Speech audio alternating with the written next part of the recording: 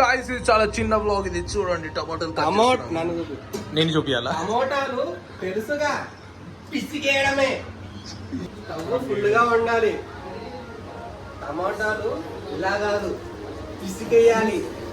అప్పుడే దానిలో ఉన్నది బయటకు వస్తుంది. పెగ్గేసి కొడితే దద్దరిల్లు డాన్స్ ఫ్లోరు.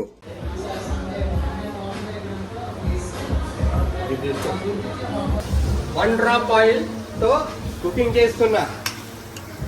ఎందుకంటే ఆయిల్ రేట్ ఎక్కువ ఉంది కాబట్టి. చూసారుగా, just 1 drop oil. 1 drop freedom refined oil తోడు ఫ్రీడమ్ వీడు. టమోటాలు పిసికేయడమే.